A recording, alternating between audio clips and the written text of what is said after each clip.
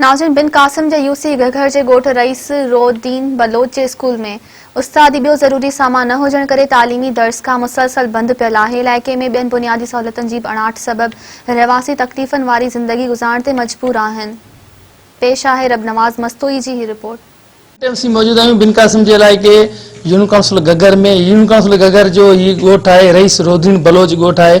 उन जो ही प्राइमरी स्कूल आहे जेको 40 सालनि खां क़ाइम त आहे, पर गुज़िरियल 20 सालनि खां वठी ही स्कूल उस्ताद न हुजण जे करे ऐं फर्नीचर न हुजण जे करे ही स्कूल बंदि आहे। हिते असां सां मौजूद आहिनि कुझु ॻोठाणा। अचो त उन्हनि खां पुछंदासीं उन्हनि जो वधीक छा चवणु आहे। असां ॾींदा आहियूं जाम अब्दुल करीम खे साजिद जोखे खे वोट ॾींदा आहियूं ऐं असां जेको 40 साल खां वोट पीपल्स पार्टी खे ॾींदा आहियूं ऐं उन खां 40 साल जी असांजी स्कूल इहा क़ाइमु आहे ऐं इहा स्कूल तक़रीबन 12 साल जेकी गैराबाद कई हुई आहे। असां उन्हनि खे रिक्वेस्ट कई आहे, दरख़्वास्त कयूं, उनखे शिकायतूं बि ॾिनियूं त असांजे स्कूल खे आबाद कयो वञे, त असां अॼु ताईं मुतालबो न पियो थिए।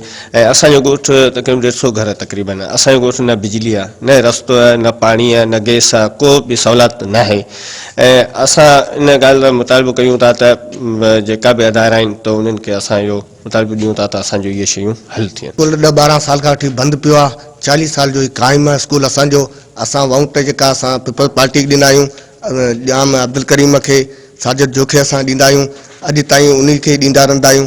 सम्झि असांजा वाइदा करे वेंदा आहिनि त बाबा असां वांगुरु सहूलियतूं ॾींदासीं, रोड ॾींदासीं, बिजली ॾींदासीं, गैस ॾींदासीं, मास्तर रखंदासीं, सभु कुझु ॾींदासीं। असांखे का शइ न मिली वई आहे, न बिजली मिली वई आहे, न गैस मिली वियो आहे ऐं न असांखे पंहिंजो रोड मिली वियो आहे, न को मास्तर सही रखियो वियो आहे, का शइ न रखी वई आहे। असांजो स्कूल तक़रीबन ही 40 साल खां वठी माना क़ाइमु हुयो। तक़रीबन अंदाज़न 20 साल खां वठी गवर्नमेंट जे हिसाब सां ही स्कूल बंदि थी चुको आहे। असां पंहिंजी कोशिशि सां हैंड्स वारनि खां बि असां कुझु साल हलायोसीं।